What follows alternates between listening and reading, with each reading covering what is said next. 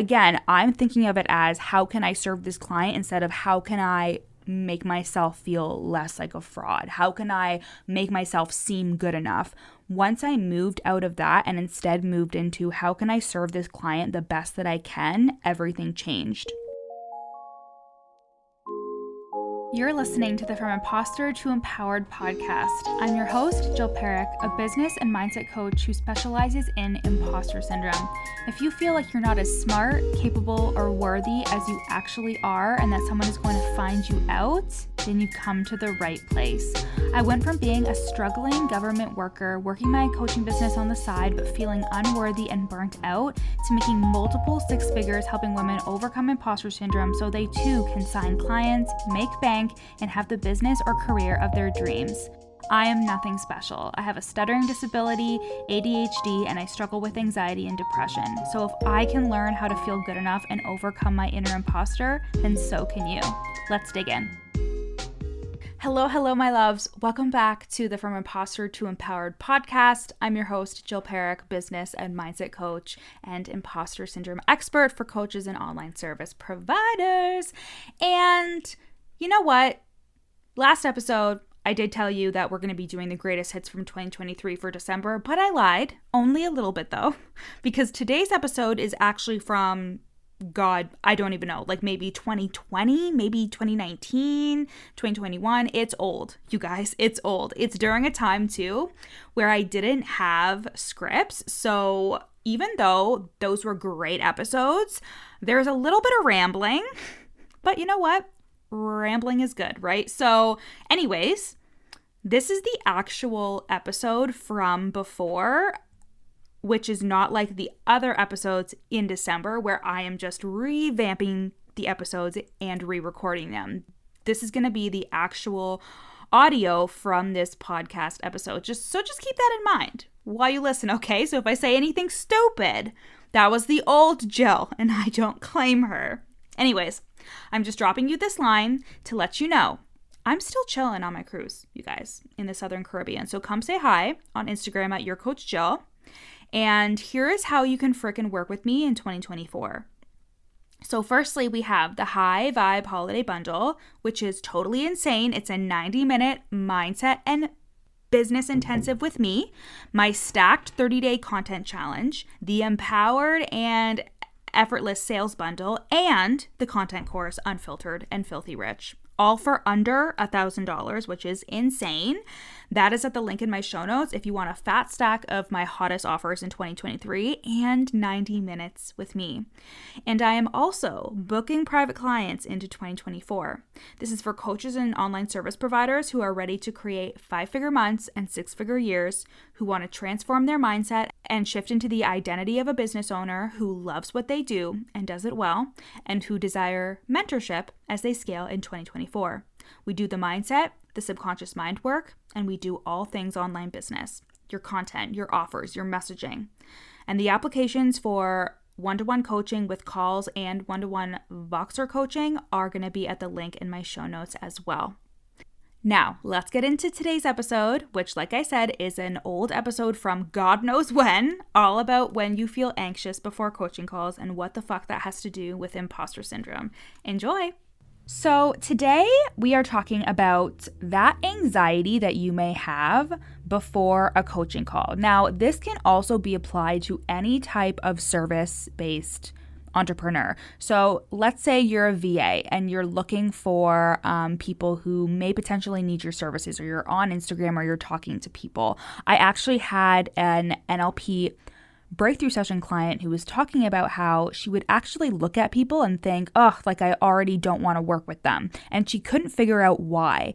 And the same thing goes for when you're so fucking pumped to be a coach, or you're so excited to do the damn thing, and you start to get that anxiety or weird, I don't want to do this energy when you actually have to perform. And by perform, I mean get on coaching calls or pitch your services or whatever. This also came up for one of my clients who took like a really long needed break. So she took a break and she was so ready to go, raring to go when we started up again, but she was feeling a lot of anxiety once we started to get into, okay, now let's talk about your offers. Let's talk about like pitching and selling. Let's get into this. She was feeling a lot of anxiety again and kind of those feelings of I'm not good enough. And this anxiety is your imposter syndrome. This anxiety is you pushing your clients away or you pushing potential clients away. I don't know if you guys have ever heard my story about when somebody came to me and they were an ideal client and I referred her to somebody else. That was my own anxiety that was coming through because I didn't feel adequate enough or good enough as a coach. I was like, oh my God, like this person's going to expect me to show up and like rock their fucking world. And I'm so nervous. I don't know what to say. And this actually followed me to when I was really heavy into my one-on-one. So I might do a podcast episode about like my story or my journey as a coach because it really like, I basically did like a quantum leap. Like I literally made $1,000, I think in March, and now I'm making 17 to 20K a month. And it happened so fast within the span of like 4 months. I don't want to thank COVID because that would be really insensitive, but honestly, COVID has allowed me to work from home for my job. So it's honestly been like a really eye-opening experience for me because it's been like, I am able to do this. I can make money at this. And I think there was always kind of the inkling where I wasn't sure if I could sustain it, hence why I was in my full-time job, which I still am in. But that is for purposes in terms of a mortgage and buying a house and all that jazz. Anyways, long story short, when I started to actually have a full roster of one-to-one clients, when it wasn't just one client here or whatever, when I had a full roster, I was getting this really anxious, sinky feeling before getting on my calls. And same with the NLP sessions, which I fucking love. They are always transformative. Like they're always amazing. That's also at the link in my show notes if you want to purchase one of those.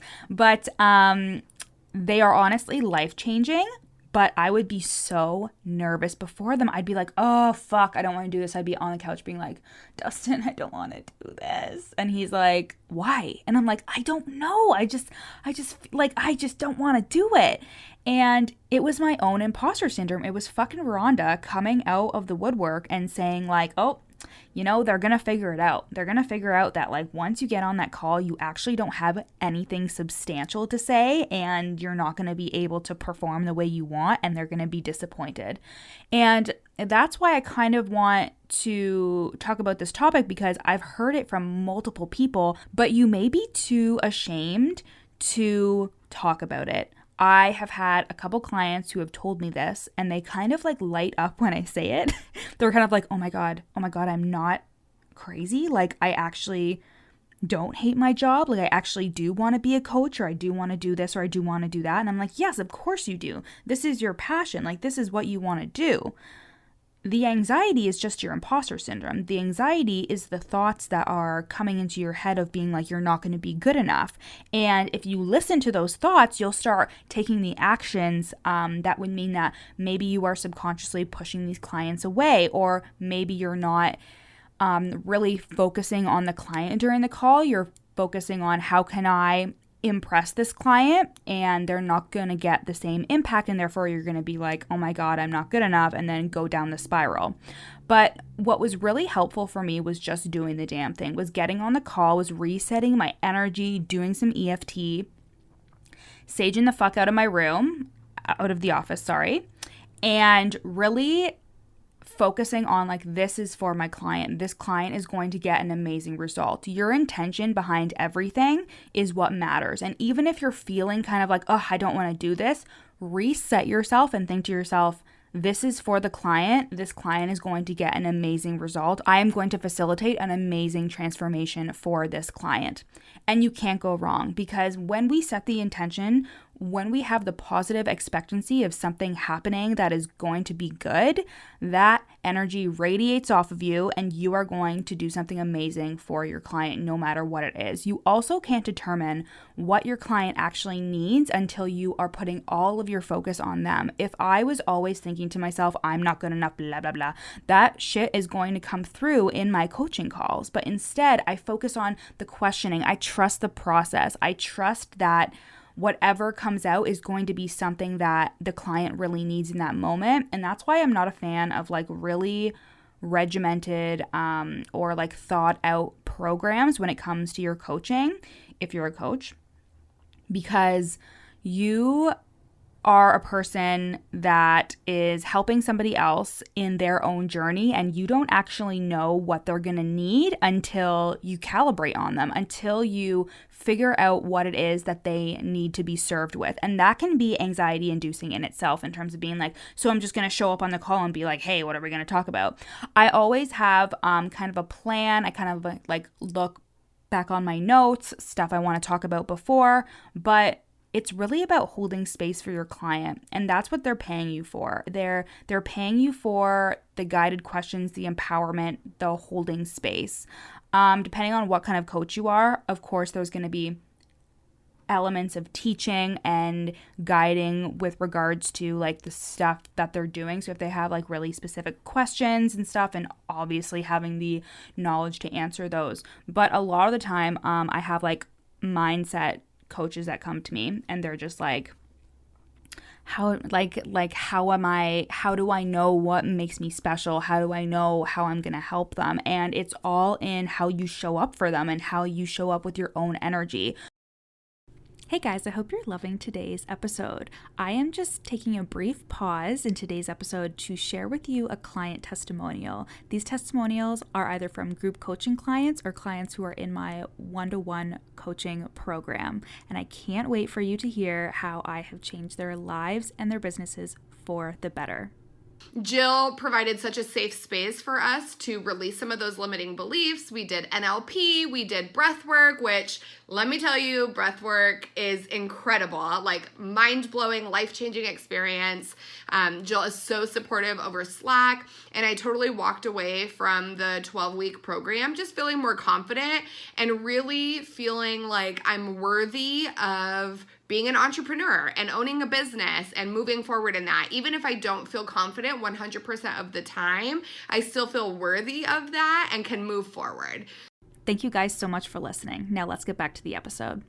One of my clients, she is a coach for like new moms, and I was saying to her how like your energy is so like good behind like on your Instagram stories. She is so calm and cool and collected. She is embodying the type of mom that her clients want to be, and they're looking at her like, this coach makes me feel safe. This coach makes me feel like I can trust her, that she gets me. And that is the whole point. You need to embody that person who somebody is going to look at and be like, I am attracted to their energy and how they put stuff out.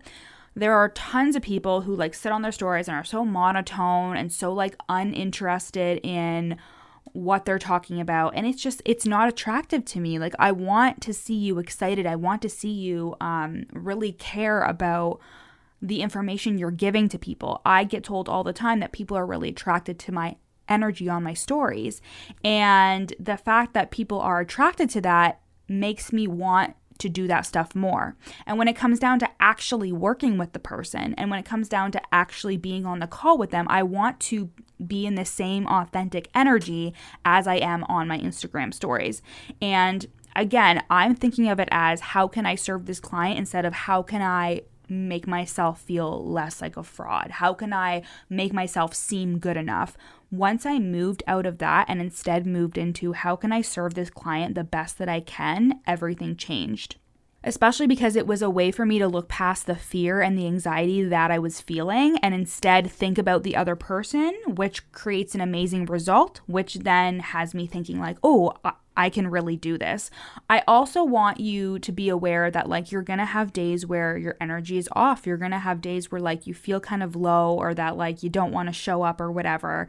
But when you have a commitment to somebody and you make that commitment, it's kind of like working out. You're never going to regret showing up on that call and doing your best. And you are making the impact that you want to make every day just by again, focusing on that client and giving your attention and your energy to them. And that is why taking care of yourself is really important. So leaving the time for your mindset work, leaving the time for your self-love and your self-care practices, resting, taking that time for yourself will allow you to fill up your own cup so you're not feeling drained energetically when you get on the calls with clients. Because that's honestly like a really big piece of it is your energy when it comes to clients, and like being energetically available for them. It takes up a lot of your energy and your motivation when you are giving it away to other people. So something that I wanted to say, something that I learned in terms of holding onto your energy, and I'm actually coming with an energy management bundle. It's coming out soon. It's going to be super cheap, going to be super affordable. I'm really excited about it. But one of these tricks that you can do is zip yourself up before your sessions. And actually, the act of zipping yourself up is actually really cool because there's a physical component to feeling like you are contracting yourself and holding that space for yourself and closing anything up so you're not exposing your energy to other people. So you can Google it. I'm not a fucking guru when it comes to this stuff, but you can totally Google the act of zipping yourself up, and I do that before every call. I also have this course from Reese from Yes Supply through the certification, and she has a meditation where you can actually create like a protective bubble almost around you, and I do that usually too before NLP sessions and before my coaching calls. And again, there's a lot of different energetic modalities you can use to kind of protect your energy, but I think that it's really important to note that like if you feel tired, if you feel drained, if you feel like you're kind of moody or like low vibe or whatever it is, it could be because your clients are draining your energy, which isn't a bad thing. You're coaching them, you're doing all the things you should be doing as a coach. But know that if you let it get to the point where like you're not conserving your energy, you're not looking after yourself, then you're going to have more of those anxious thoughts, those I'm not good enough thoughts, because you're going to have a very low vibration. So with that being said, regarding the actual anxiety behind your client calls or being nervous about your client calls, it is just that inner imposter that Rhonda or whoever she is for you telling you that you're not good enough, telling you that this is going to be difficult, that you're not going to be able to say what you want to say, or you're not going to be able to get through to them, or they're going to be a difficult client. Whatever it is just your brain trying to keep you safe. It's your brain trying to tell you that whatever you say isn't good enough and this isn't going to be good and blah, blah, blah. Just your brain trying to keep you safe, because performing public speaking, you're basically public speaking all week if you have calls, like the whole time, or if you do guest speaking or whatever, that is draining your energy, and it is scary. It's putting yourself out there. It's constantly pushing yourself outside of your comfort zone. We all think it's like the hardest thing in the world to get clients, when in reality, the hard part is when you actually start doing it. The hard part is when you actually have to start putting yourself out there and being like, hey, like, let's actually create this transformation that I've been talking about for the last 2 weeks during my launch. You know what I mean? So it's really important to know that you are not a fraud. You are not an imposter. You are doing your best with the information that you have right now. And that anxiety is just your brain trying to keep you safe, trying to keep you in your small bubble of let's not actually take any legitimate action towards your goals, because if you do, then you might be exposed or whatever, and that is just not going to happen. You are a real, authentic, genuine human being. You are here to change lives, and you cannot do that unless you put yourself out there and actually do the damn thing, even when sometimes you feel like you don't want to. And that's why we have amazing resources like emotional freedom techniques like tapping, and we have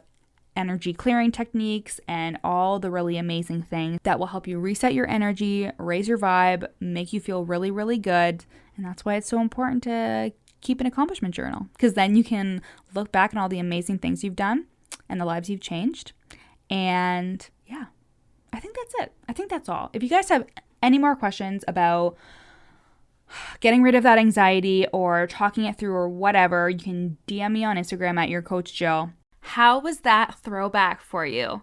I hope you loved it, and I hope you didn't judge me too harshly for that old as fuck episode.